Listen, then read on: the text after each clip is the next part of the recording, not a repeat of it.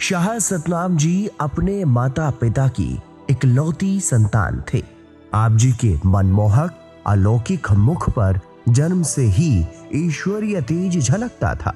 जो भी आप जी के तेज को एक बार देख लेता वो देखता ही रह जाता। आपके नूरानी मुख से आंखें हटाने को उसकी इच्छा ही नहीं होती थी। इस संबंध में आपकी बाल्यावस्था की एक घटना इस प्रकार है।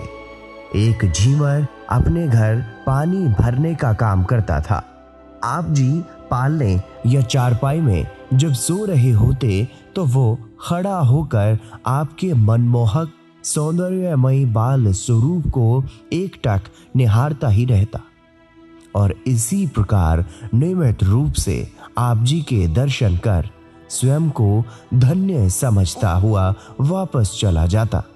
एक दिन माता जी ने विचार किया कि देखना चाहिए कि यह व्यक्ति मेरे बच्चे के समीप खड़ा होकर दीन दुनिया से निश्चिंत अपलक बाल स्वरूप को क्यों निहारता रहता है।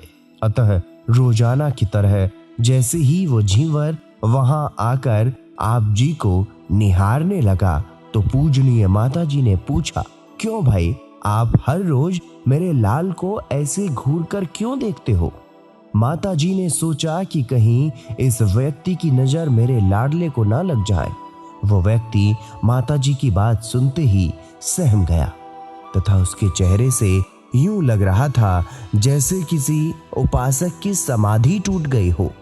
तब उस व्यक्ति ने कहा, माता, मैं किसी और ख्याल से या किसी बुरे विचार से नहीं देख रहा हूं। इनमें से तो मुझे स्वयं परमात्मा के दर्शन हो रहे हैं। उसने कहा कि आप जी के लाडले के दर्शन करते समय मेरी आत्मा को ऐसी असीम खुशी प्राप्त होती है जिसका मैं वर्णन नहीं कर सकता। इसी प्रकार एक दिन आप जी पालने में सोए हुए थे। उस समय घर में एक फकीर आया और पालने के पास खड़ा होकर बड़ी श्रद्धा भावना के साथ आपके मनमोहक सुंदर सलोने स्वरूप के दर्शन करने लगा। उधर जैसे ही माता जी की निगाह उस दृश्य पर पड़ी तो मन ही मन सोचने लगी कि हाय, ये फकीर कहीं मेरे लाडले को नजर ही न लगा दे। इस फकीर को जो दान चाहिए वो घर के अन्य सदस्यों से मांगे। मेरे लाल के पास इतनी देर से क्यों खड़ा है। उसने जैसे ही दूसरी तरफ मुंह घुमाया, पूजनीय माता जी तुरंत रसोई घर में गईं और वहां तवे से एक उंगली द्वारा कालिख उतारकर झट से आप जी के माथे पर टीका लगा दिया ताकि नजर न लग जाए।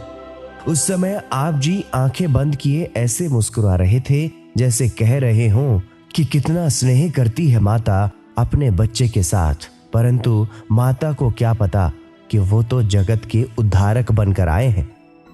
फकीर ने ममता से भरे उस दृश्य को देखकर पूजनीय माता जी से प्रार्थना की, हे माता, फकीरों की नजर नहीं लगा करती। हम तो आपके बच्चे के दर्शन कर रहे हैं। आपके बच्चे के चरणों में पूरा पद्म चिन्ह है। ये कोई साधारण बालक नहीं है, बल्कि स्वयं ईश्वरीय ज्योत मानव रूप धारण कर आपके घर में आई है।